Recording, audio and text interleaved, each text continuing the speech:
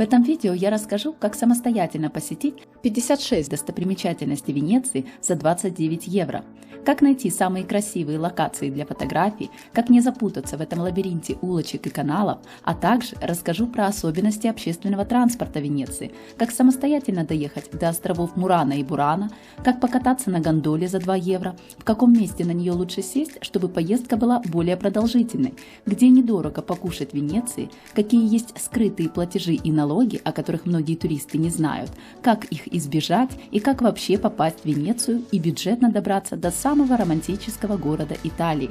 Вы получите полный обзор Венеции со всеми удобными маршрутами и путеводителем с пошаговой инструкцией, а также узнаете все цены на проезд, еду и какие есть бесплатные достопримечательности Венеции и как самостоятельно все это посмотреть за один день, потратив всего 29 евро.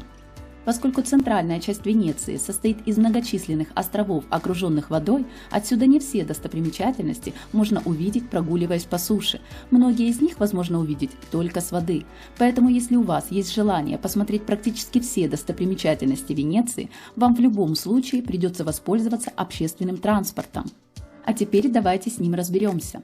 Венеция состоит как из материковой части, куда приходят автобусы и поезда, так и островной, где и расположены все достопримечательности. Эти части соединены дамбой. Так вот, по островной части Венеции из общественного транспорта курсирует исключительно водный вид транспорта, а именно теплоходы, которые называются вапоретто. Поскольку передвигаться на машине и даже на велосипеде по островной Венеции запрещено. Это связано с тем, чтобы освободить уличное пространство, ведь каждый год сюда приезжает 18 миллионов человек, отсюда город практически всегда переполнен людьми. Основной компанией, которая обслуживает весь городской общественный транспорт Венеции, как материковой ее части, так и островной, является ACTV. Более подробно про виды транспорта, билеты и маршруты я расскажу чуть позже, а сначала я расскажу, как вообще доехать до Венеции. Добраться до Венеции из других городов Италии или вообще других стран можно разными способами – самолетом, автобусом или поездом. На поезде удобнее всего приезжать из других городов Италии. Если покупать билеты заранее на официальном сайте, то с того же Милана можно за 2,5 часа доехать до железнодорожного вокзала Венеции Санта-Лучия, потратив всего 11 евро. Также сюда можно приехать и из Рима, Флоренции, Вероны и других городов. Более бюджетным вариантом будет автобус, где за 7 евро из Милана вы сможете добраться до автовокзала Венеции Транкетто. На данный автовокзал есть возможность также приехать и из Украины. Правда, дорога будет долгой и не самой бюджетной, поэтому в данном случае выгоднее покупать автобусный тур на неделю, где за те же деньги у вас есть возможность повидать намного больше городов и стран по маршруту следования. Что же касается самолетов, в Венецию можно прилететь либо в аэропорт имени Марко Поло, либо в аэропорт Тревиза. С обоих этих аэропортов можно на пригородном экспресс-автобусе добраться до островной части Венеции, в частности до Римской площади Пьяццале Рома. Эти автобусы обслуживает транспортная компания ATVO. На ее официальном сайте указано расписание и цены за проезд. Из аэропорта Тревиза цена проезда на одного составит 12 евро в одну сторону и 22 евро туда и обратно. От аэропорта Марко Поло цена за проезд на экспресс-автобусе составит 10 евро в одну сторону и 18 туда и обратно. Кстати, именно из аэропорта Марко Поло есть еще возможность добраться до Римской площади островной части Венеции и на городском автобусе номер 5, который обслуживает городская общественная транспортная компания ACTV, о которой я ранее говорила. Именно она обслуживает весь общественный транспорт как материковой, так и островной части Венеции. Чтобы передвигаться по островной части Венеции, здесь используют исключительно водный вид транспорта, различают общественный и частный водный вид транспорта. К частному относятся катера, лодки и гондолы, и, соответственно, данный вид транспорта будет дороже, чем общественный, который представлен в вапоретто. Это теплоходы, курсирующие по каналу Венеции, который обслуживает компания ACTV. Данные теплоходы имеют 22 маршрута, которые представлены на карте.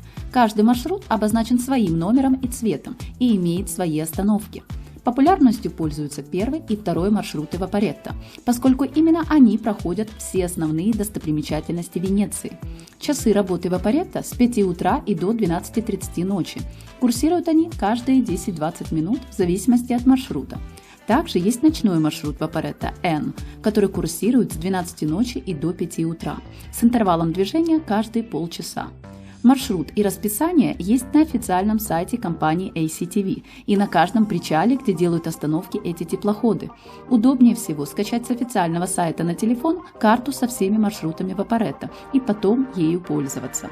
Цена одноразового билета составляет 9,5 евро. Он действует в течение 75 минут после валидации. Билеты обязательно нужно компостировать, чтобы не попасть на штраф 52 евро. Выделяют также проездные на 1 день стоимостью 25 евро, на 2 дня 35 евро, на 3 дня и 7 дней. Их действие начинается после валидации, и данный проездной позволяет использовать весь общественный транспорт компании ACTV, то есть как водный транспорт в виде Вапоретто на островной части Венеции, так и автобусы на материковой части. Однако, чтобы добраться из аэропорта до островной части Венеции или обратно, придется дополнительно заплатить 6 евро в одну сторону, поскольку именно на эти автобусы действие проездного не распространяется. Купить билеты можно в кассе или в автомате на каждом причале, либо даже на борту Вапоретто, но там только разовый билет. Все причалы, на которых останавливаются Вапоретто, имеют белый цвет с желтыми полосками. Сверху на желтой полосе черными буквами пишется название остановки у данного причала, а сбоку вы увидите логотип городской транспортной компании ACTV. Кстати, у Вапоретто на его судне также будет указан этот логотип данной транспортной компании и номер маршрута. Внутри причала вы обнаружите несколько зон. Первая самая крупная, где пассажиры ожидают прибытия теплохода. В другой пассажиров высаживают из Вапоретто, а в третьей осуществляется посадка пассажиров на борт. Туда пройти нельзя, пока отсутствует Вапоретто или осуществляется высадка пассажиров. Помимо Вапоретто городской транспортной компании ACTV, есть также Вапоретто транспортной компании Али Лагуна. У них указан свой логотип, и, как правило, это судно по размеру меньше, чем Вапоретто ACTV. Также у Вапоретто Али Лагуна всего 3 маршрута – голубой, оранжевый и красный. Они обозначены на карте буквами. У данной транспортной компании есть также официальный сайт с маршрутами и остановками у этих линий. На них можно добраться как в аэропорт Марко Поло, так и до островов Лида и Мурана. На причалах, где у обоих судов разных транспортных компаний общая остановка, расположены 2 кассы, где можно купить проездные билеты на тот или другой вид Вапоретто. Мы использовали Вапоретто городской транспортной компании ACTV, поскольку это наиболее выгодный вариант, к тому же можно добраться практически до любого места Венеции. А вот какой билет покупать, одноразовый или дневной, зависит от того, сколько мест вы планируете посетить в Венеции, а также где именно начнется ваш путь знакомства с городом. Если вы не планируете посещать острова Мурана и Бурана и приехали в Венецию поездом до станции Санта-Лучия, которая уже расположена на островной части Венеции, то с нее, по сути, уже можно начинать прогулочный маршрут и за полчаса дойти до главной площади Сан-Марко, осмотрев достопримечательности, попадающиеся по пути. После прогулки вы сможете воспользоваться одноразовым билетом, чтобы вернуться обратно на вокзал Санта-Лучия. Если же вы планируете увидеть как можно больше достопримечательностей Венеции и посетить острова Мурана и Бурана, а также если вы приехали в Венецию на автобусе или машине до автовокзала Транкетто, как было у нас, то в таком случае выгоднее всего покупать проездной на сутки за 25 евро. Поскольку автовокзал Транкетто расположен на острове, чтобы добраться до центральной части Венеции, где и расположены все достопримечательности, вам придется воспользоваться Вапоретто номер 2 транспортной компании ACTV и доехать на нем до центра островной Венеции, площади Сан-Марко. Однако после прогулки нужно будет добираться также и обратно, а при посещении островов Мурана и Бурана покупать дополнительные билеты на проезд, что по деньгам по итогу выйдет намного дороже, чем купить дневной проездной. К тому же, как я уже ранее говорила, многие достопримечательности вы не сможете увидеть, прогуливаясь пешком. Их можно увидеть только с воды, воспользовавшись водным видом транспорта. Также учитывайте момент, что все Вапоретто едут со скоростью 8 км в час. Отсюда некоторые маршруты, у которых много остановок, к примеру, тот же первый маршрут Вапоретто, по времени идет около 45 минут. Поэтому совершить более одной поездки в течение 75 минут действия одноразового билета представляется маловероятным.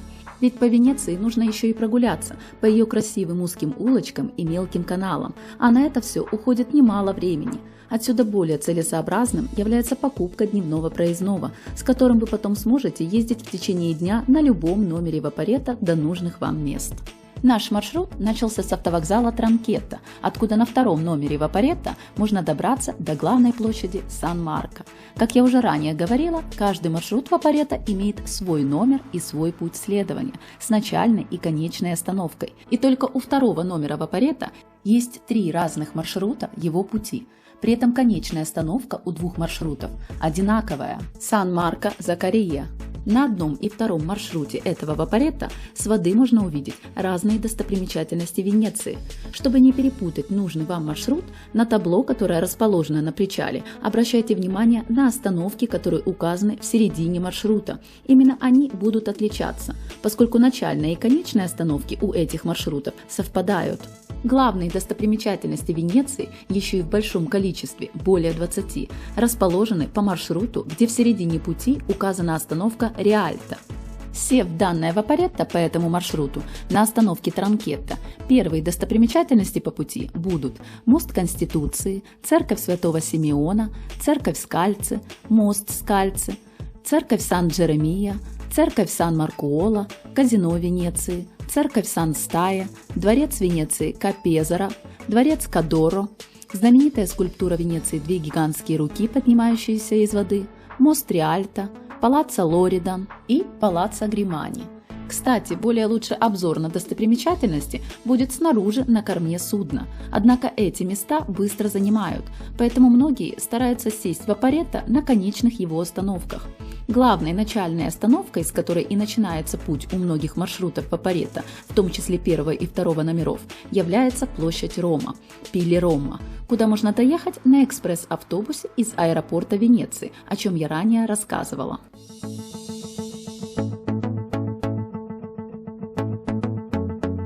Не доезжая до площади Сан-Марко, можно выйти раньше на остановке Сан-Тома, чтобы посмотреть базилику Санта-Мария-Глориаза-де-Фрари и Скуола Сан-Рокко, после чего прогуляться до церкви Сан-Джованни-Еванджелиста, а дальше вернуться к Гранд-Каналу, где мы вышли, и на той же остановке сесть во 2 или 1 номер Вапоретто и продолжить путь к площади Сан-Марко, осматривая следующие достопримечательности по дороге, среди которых будут университет Ка Фоскари, палаццо Грасси, дворец Карицоника, после чего вы доедете до церкви Сан-Видаль, а дальше увидите мост Академии, один из 4 мостов Венеции, проходящий через Гранд-Канал.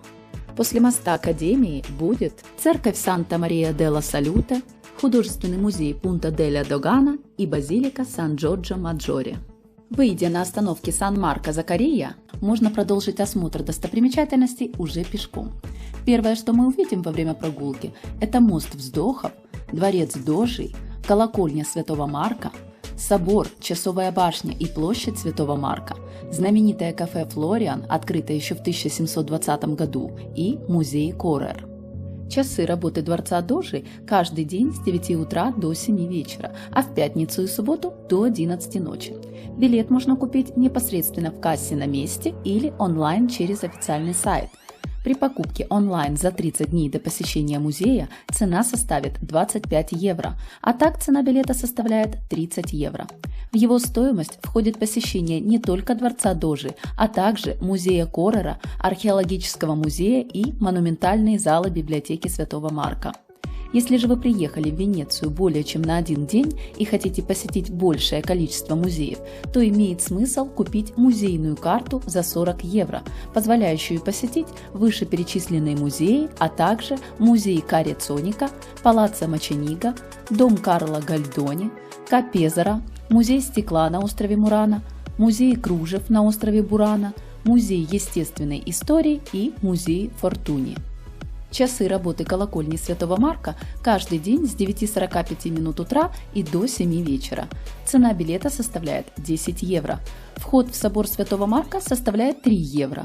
Часы его работы каждый день с 9:30 утра и до начала 6 вечера. Вход для детей до 6 лет бесплатный. Часы работы часовой башни с пятницы по воскресенье с 14:00 до 16:00. В другие дни она закрыта. Цена билета в часовую башню 14 евро или 11 евро при наличии купленных билетов во дворец Дожи, а также для пенсионеров и студентов.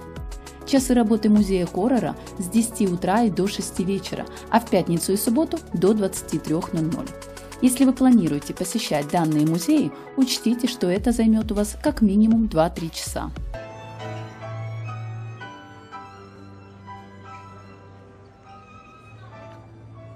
Прогулявшись по площади Святого Марка, дальше можно покататься на гондоле. Вообще прокат гондол в Венеции стоит от 80 евро за 25-30 минут катания. В нее помещается до 6 человек. Однако есть возможность покататься практически на такой же гондоле, но всего за 2 евро. Она называется трагетта, и на ней переправляют с одного берега Гранд-канала на другой. У трагетта есть всего 6 остановок вдоль Гранд-канала, с которых и переправляют людей. А именно Догана, Санта-Мария-де-Джильо, Сан-Самуэле, Сан-Тома, Санта-София и Сан-Маркуола. Выгоднее всего осуществлять переправу с остановки Догана, поскольку именно в этом месте Гранд-канал более широкий и поездка продлится дольше, чем с других остановок. Таким образом, за 2 евро я переправилась с остановки Догана и через 5 минут была на берегу у церкви Санта-Мария-делла-Салюте, где, кстати, есть немало красивых улочек для прогулок.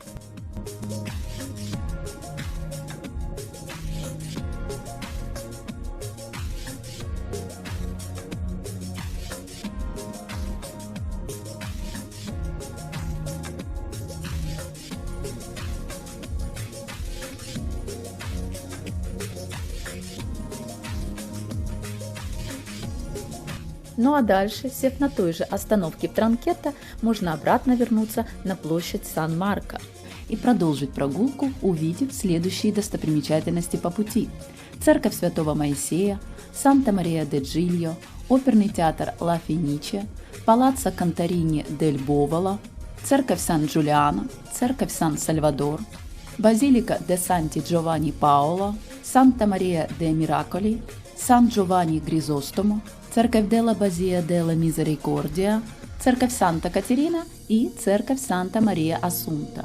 Осматривая все эти достопримечательности, вы будете проходить много интересных и красивых мостиков и узких улочек в виде лабиринта, в которых можно и запутаться, поскольку некоторые достопримечательности спрятаны в неочевидных местах, и чтобы до них дойти, придется пройти немало переходов, сворачивая то направо, то налево. И вся проблема в том, что навигатор не всегда показывает правильный путь именно по этим мелким каналам, поскольку некоторые узкие проходы он почему-то не определяет и ведет в обход им. Поэтому я рекомендую ориентироваться не только на навигатор, а обращать свое внимание на желтые указатели на стенах зданий, где черным цветом указаны названия достопримечательностей и стрелочка, в какую сторону нужно идти, чтобы их найти. Таким образом, следуя указателям и сверяясь с навигатором, вы точно никогда не заблудитесь. Поэтому обращайте внимание на стены зданий и, соответственно, когда вы захотите из этих мелких каналов снова выйти на площадь Святого Марка, нужно будет искать желтые указатели с данным названием и идти по ним. И даже если вдруг вам покажется, что вы заблудились, то не стоит паниковать, поскольку Венеция по сути небольшая, и ее практически всю можно и пешком обойти. Отсюда рано или поздно вы в любом случае выйдете к той же площади Святого Марка, к которой ведут многие улочки. Тем более, если у вас есть в распоряжении целый день, так как вапоретто ходят допоздна. В крайнем случае всегда можно обратиться к людям при помощи жестов, и вас направят в правильном направлении. Также в Венеции есть еще одна проблема – это наличие малого количества общественных туалетов, которые к тому же платные – 1,5–2 евро, и плюс ко всему спрятаны от взора туристов. И чтобы до них дойти, нужно точно так же искать указатели на стенах и сквозь узкие проходы к ним выходить. Однако есть официальный туристический сайт Венеции с перечнем большого количества услуг, которые там можно приобрести онлайн, в том числе купить заранее 2 или 7 билетов для прохода в туалет, адреса которых, кстати, указаны на данном сайте. И как мы видим, общественные туалеты есть как на площади Сан-Марко, так и возле мостов Риальто и Академии, а также на островах Бурана и Мурана и в других местах, указанных ниже. Что же касается бесплатных туалетов, один из них расположен недалеко от моста Риальто, в торговом центре Тифонда Кодей Тедески. Там же есть бесплатная смотровая площадка на 4-м этаже. Туалет расположен как раз возле входа на смотровую площадку. Также бесплатным туалетом можно воспользоваться на теплоходе, который идет на остров Мурана или Бурана, поскольку именно данные вапоретто, как правило, оснащены туалетами ввиду длительной поездки по маршруту следования теплохода. Также на данном сайте можно дешевле купить проездные билеты на общественный транспорт компании ACTV, в частности на вапоретто. Одноразовый билет при покупке онлайн будет стоить 7,5 евро вместо 9,5 и дневной проездной 21 евро вместо 25. Однако есть одно важное условие. Билеты по данной цене можно купить не раньше, чем за 30 дней, и забрать его нужно четко в тот день, который вы указали при покупке. Поэтому если у вас нет четкого плана, когда вы планируете приехать в Венецию, то данный вариант вам не подойдет.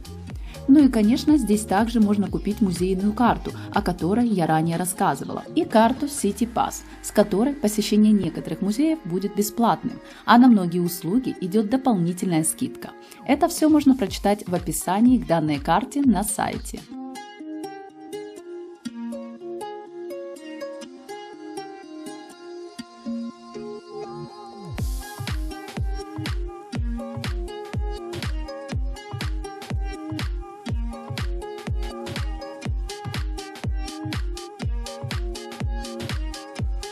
Осмотрев последние достопримечательности, вы окажетесь возле остановки Фондаменте Нове, откуда отправляются вапоретто на острова Мурана и Бурана. До острова Мурана идут теплоходы с номером маршрута 3, 4.1, 4.2 и 12. Если говорить о линиях 4.1 и 4.2, это кольцевые маршруты с одинаковой конечной остановкой Мурана. То есть теплоход с номером 4.1 ходит по часовой стрелке, начиная с острова Мурана и заканчивая этой же остановкой, а теплоход с номером 4.2 ходит против часовой стрелки в обратном направлении, начиная и заканчивая свой путь также на острове Мурана. Такой же принцип у линий 5.1 и 5.2, только конечные остановки у них свои. На официальном сайте есть расписание каждого номера вапоретто, в какое время они приходят, а также какие остановки проезжают по пути своего маршрута. До острова Бурана ходит 12-й номер вапоретто с начальной остановкой Фондаменте Нове и до конечной остановки Бурана, и также и в обратном направлении. И, кстати, учтите один важный момент. Причалы, на которые приходят и от которых отходят вапоретто, помимо названия имеют также и букву A, B, C, D и так далее. Разные маршруты могут приходить на разные причалы, то есть название остановки одинаковое, а вот буквы отличаются. Эти причалы расположены рядом друг с другом. К примеру, 12-й номер вапоретто отходит от причала Фондаменте Нове А, тогда как номер вапоретто 4.1 также останавливается на остановке Фондаменте Нове, но только на другом причале с буквой C. Так что обращайте внимание, с какого причала будет отходить именно ваш номер вапоретто. Вся эта информация есть на каждой остановке причале. Таким образом, сев на теплоход номер 12 на остановке Фондаменте Нове А, вы доедете до острова Бурана и сможете прогуляться и рассмотреть все эти разноцветные домики, которыми так славится данный остров. После прогулки можно будет от острова Бурана добраться до острова Мурана, сев на тот же номер вапоретто 12 и доехав до остановки Мурано Фара B1.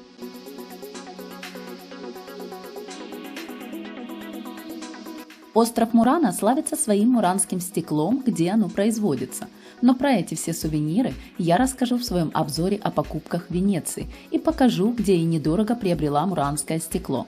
Осмотрев остров, можно продолжить знакомство с Венецией и увидеть следующие достопримечательности, до которых нужно будет доехать. А именно, монумент 6 пар рук, арсенал, церковь Сан-Мартино, церковь Санта-Мария-делла-Пьета и церковь Сан-Закария.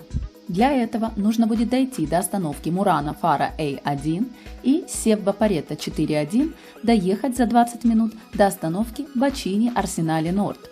Напоминаю, что при купленном дневном проездном все эти проезды осуществляются по данной проездной карте компании ACTV.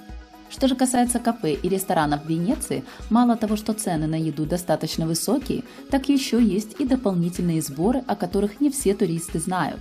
К примеру, Коперта – фиксированный сбор в итальянских ресторанах и кафе за сервировку стола, который составляет от 1,5 евро до 3 евро. Поэтому, сев за столик в кафе Венеции и заказав какое-то блюдо, учтите, что помимо стоимости блюда будет дополнительная оплата коперта за сервировку стола. Чтобы ее избежать, нужно делать заказ у бара и там же кушать или пить кофе, либо же взять еду с собой. Поэтому во многих кафе вы увидите меню из двух цен. Одна цена при заказе за столиком и вторая у барной стойки. Кроме коперта может также взиматься дополнительный сбор сервизио, так называемые чаевые, в размере 10 или 20% от стоимости заказа. Поэтому, осматривая меню, обратите внимание, нет ли данного дополнительного сбора у этого заведения. Как правило, в меню это должно быть указано. Поэтому, если вы хотите сэкономить, обращайте внимание на будочки с перекусом, где можно недорого купить какие-то гамбургеры, бутерброды и тому подобную еду. Они есть во многих популярных местах, в том числе и недалеко от площади Сан-Марко. На карте я указала расположение недорогих кафе в Венеции, где можно попробовать пиццу от 4-7 евро, а горячие блюда, паста, рыба от 50 евро. Ну и завершающим маршрутом будет осмотр достопримечательностей Венеции с воды по пути следования второго номера Вапоретто, но уже с другим маршрутом, начиная от остановки Сан-Марко-Закария и заканчивая остановкой Транкетто. В середине данного маршрута не будет указана остановка Риальто, поскольку данный теплоход ее проезжать не будет. Если же вы сядете во второй номер Вапоретто по маршруту, где пишется Риальто, то эти новые достопримечательности вы не увидите, а вернетесь на Транкетто по старому маршруту, по которому уже ездили. Таким образом, сев во второе Вапоретто, вы увидите следующие достопримечательности: Церковь дель Реденторе, Церковь делла Спирита Санта, Санта-Мария дель Розарио Джезуати, Церковь Санта-Мария делла Визитационе и Университет Венеции. Итого за один день в Венеции было потрачено 29 евро, из которых 25 евро – это проездная карта и 4 евро за переправу на гондоле туда и обратно. Если проездная карта на сутки покупалась на официальном сайте заранее за 30 дней до посещения Венеции, о чем я ранее рассказывала, то ваши траты составили 25 евро вместо 29. Таким образом, вы бы сэкономили еще 4 евро. Если мое видео вам понравилось и оказалось полезным, ставьте лайк и подписывайтесь на мой канал, чтобы не пропустить следующие обзоры с инструкцией к путешествию.